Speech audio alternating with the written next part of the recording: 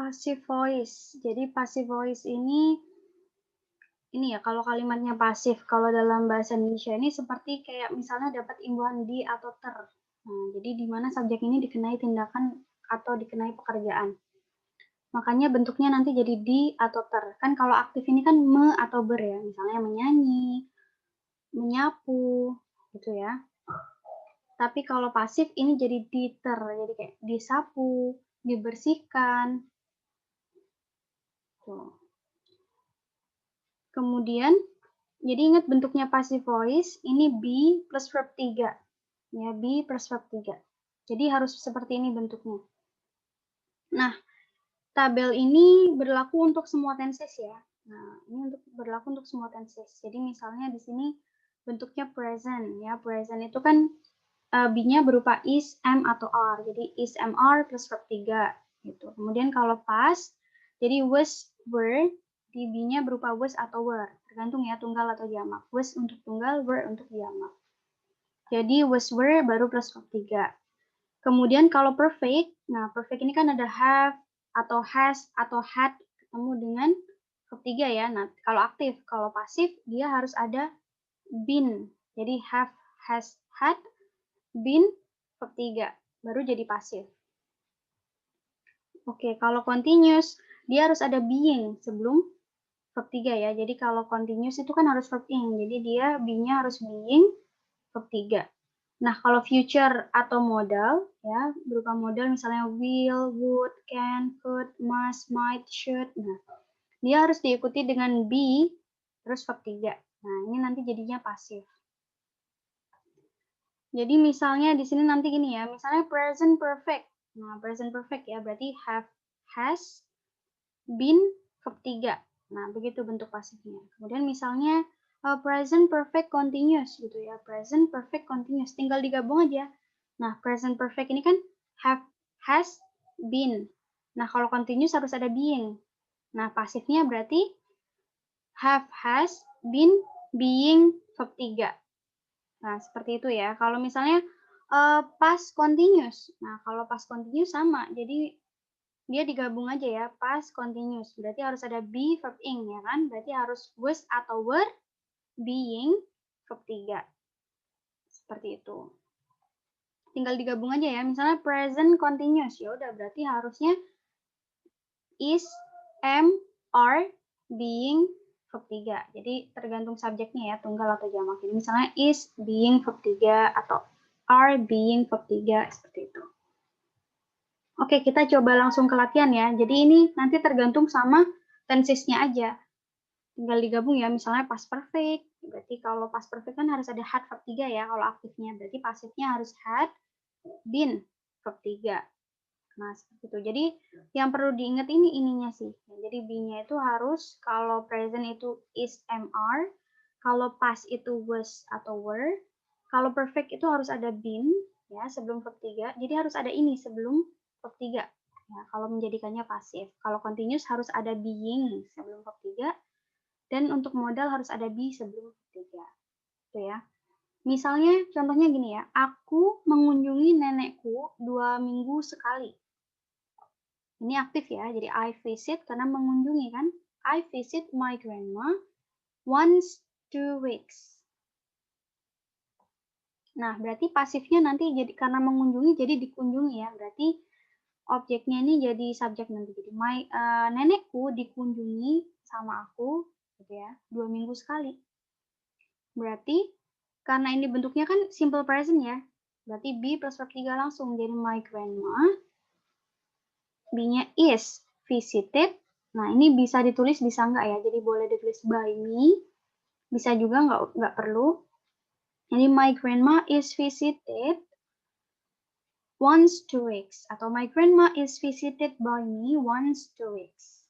Tuh, kalau misalnya show favoritku tayang setiap Senin jam 7 malam. Nah, ini spesifik ya, ini continuous. Berarti, dan ini aktif karena dia tayang ya. Jadi my favorite show is airing, be plus verb ing ya, ini aktif, is airing every Monday at 7 p.m. Nah, berarti pasifnya dari tayang jadi ditayangkan, ya kan?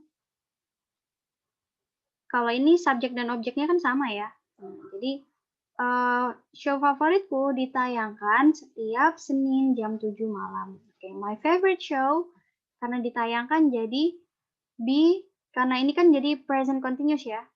Nah, berarti continuous itu harus ada being sebelum verb 3. Jadi be, being, aired. Jadi my favorite show is being aired every Monday at 7 p.m.